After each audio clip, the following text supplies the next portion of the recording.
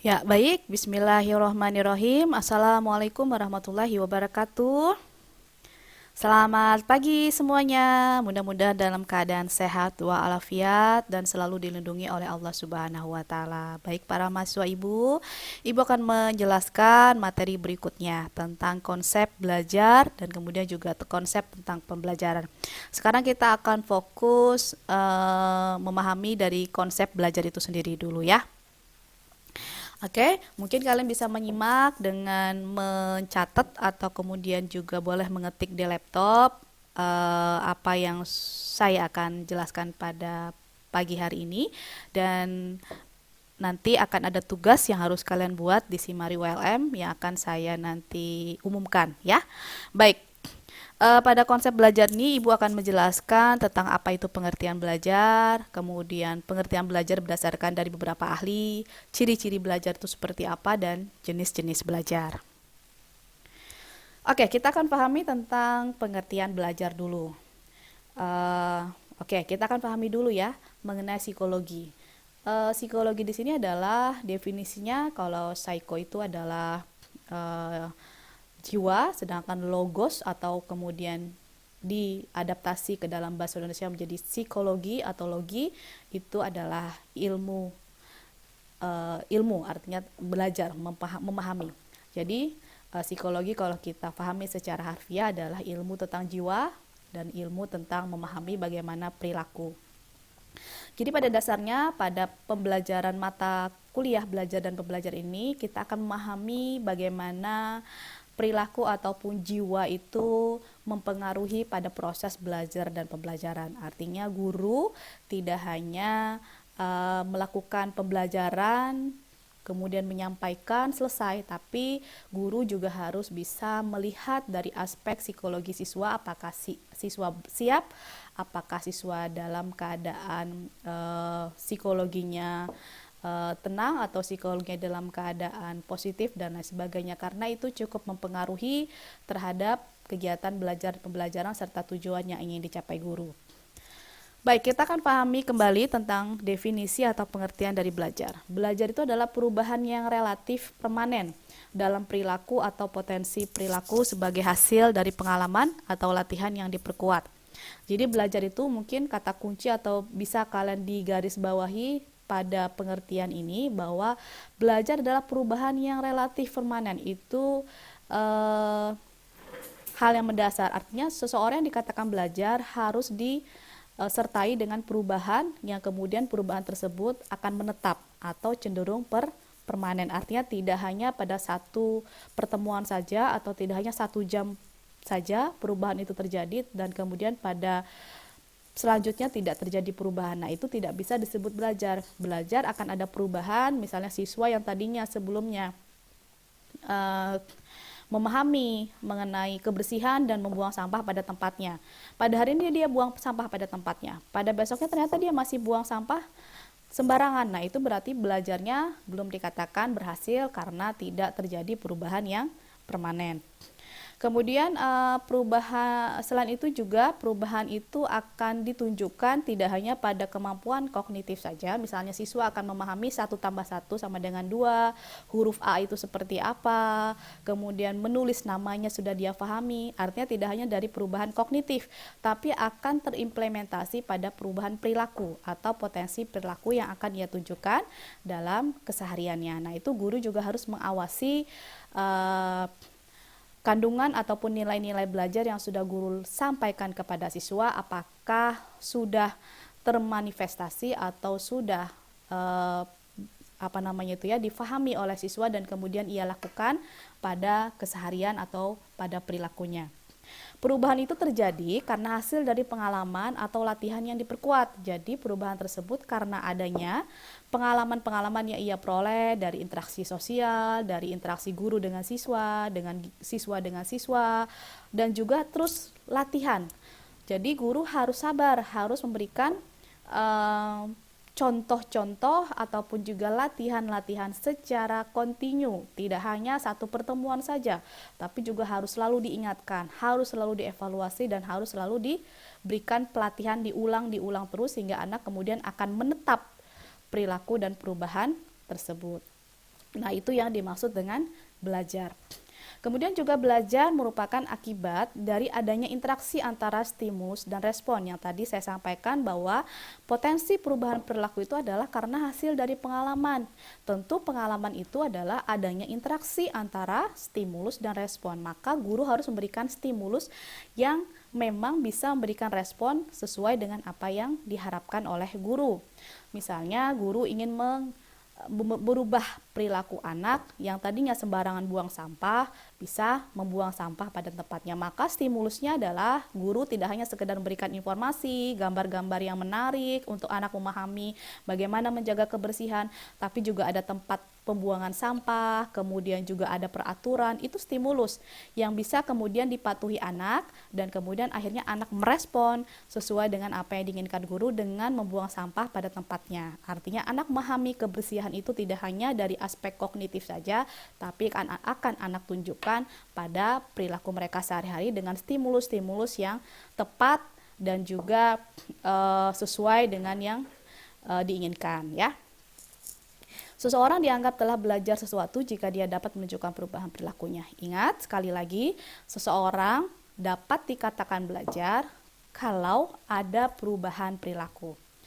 Ya, ada perubahan perilaku. Makanya pembelajaran itu ataupun juga kegiatan belajar mengajar guru itu harus meliputi 3 komponen, yaitu kognitif, afektif, dan psikomotor.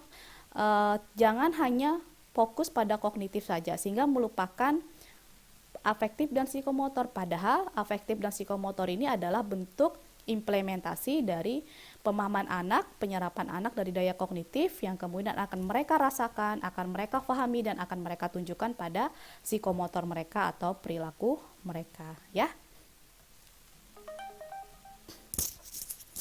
Baik, selain itu juga ini menurut teori dalam belajar yang penting adalah inputnya yang berupa stimulus dan output yang berupa respon.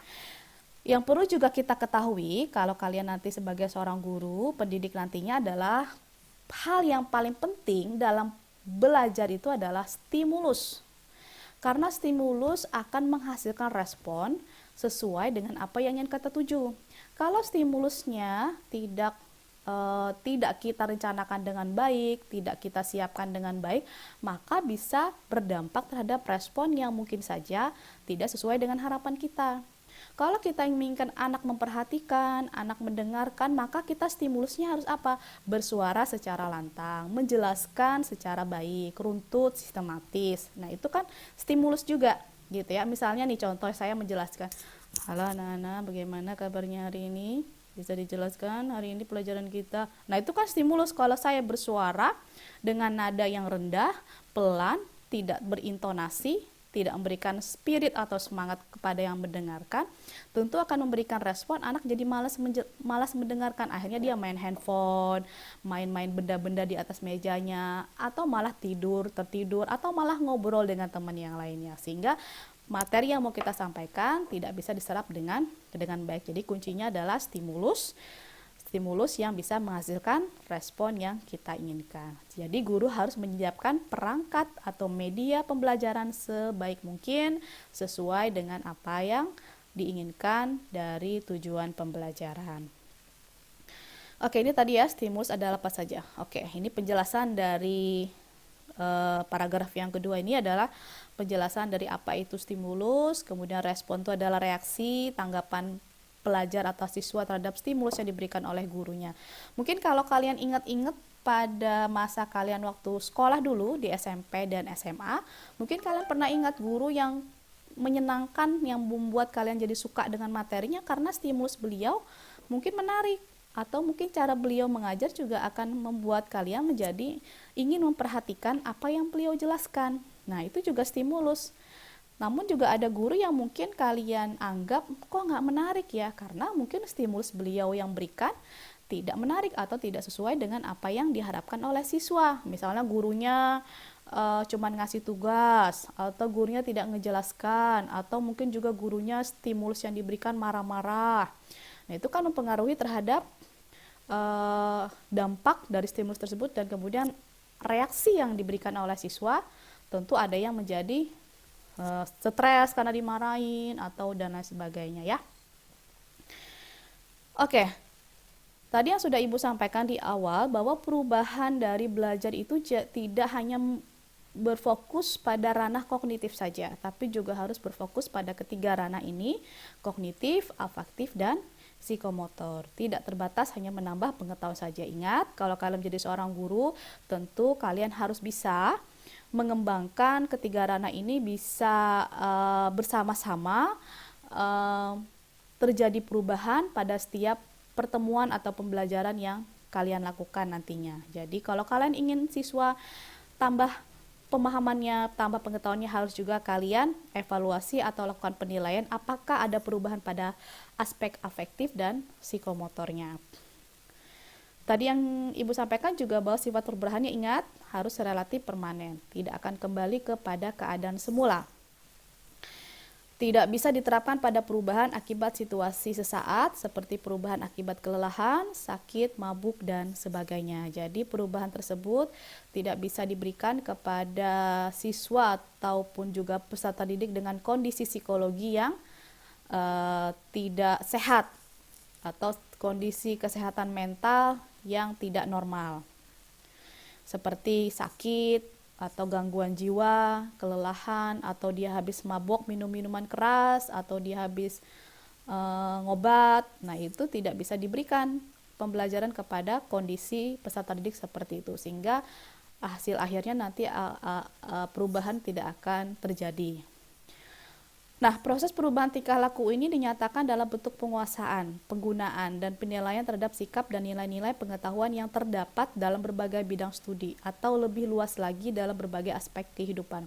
Jadi ingat, perubahan pembelajaran ini tidak hanya kemampuan anak, artinya tambah nih, anak jadi tambah pemahaman bagaimana aljabar, bagaimana kemudian tentang rumus X, rumus A, rumus C, bagaimana kemudian anak bisa memahami tentang konsep dari pembelajaran biologi gitulah. Tapi bagaimana pemahaman yang anak-anak dapatkan dari aspek pengetahuan tersebut akan terimplementasi dalam kehidupan mereka, dari sikap-sikap, dan akan terwujud dalam nilai-nilai yang akan mereka bentuk dalam perilaku mereka ya.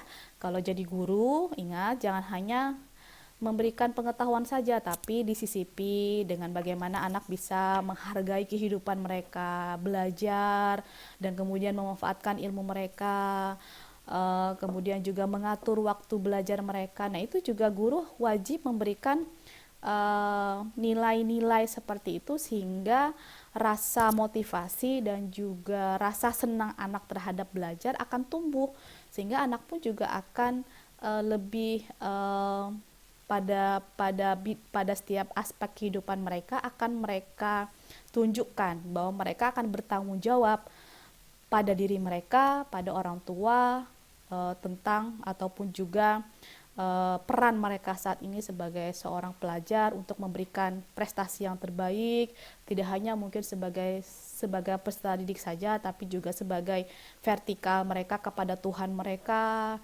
meningkatkan terus nilai ibadah mereka dan lain sebagainya, sehingga kehidupan anak atau peserta didik pun akan lebih berkembang dan akan berkualitas gitu loh ya pada aspek kehidupan mereka. Nah, ini beberapa definisi tentang belajar dari beberapa para ahli ya. Ada Max Beach, kemudian Ernest R. Hilgard. Kalau Max Beach ini memberikan definisi learning is change performance as a result of practice. Bahwa belajar itu adalah membawa perubahan dalam performance, artinya akibat dari latihan. Artinya belajar itu harus ditunjukkan. Kita habis belajar harus ditunjukkan dengan cara kita komunikasi, cara kita kemudian beradaptasi, cara kita memperlakukan orang, orang yang terdidik atau orang yang berpengetahuan itu akan berbeda dengan orang yang tidak punya pengetahuan dari sikap dan perilakunya. Jangan sampai dia pendidikannya tinggi nih, tapi kok sikapnya nggak terjadi perubahan. Nah, berarti bisa disebut belajarnya gagal atau tidak bisa disebut belajar ya. Nah, kemudian Hilgert menjelaskan lagi bahwa belajar kalau dapat melakukan sesuatu dengan cara latihan-latihan, sehingga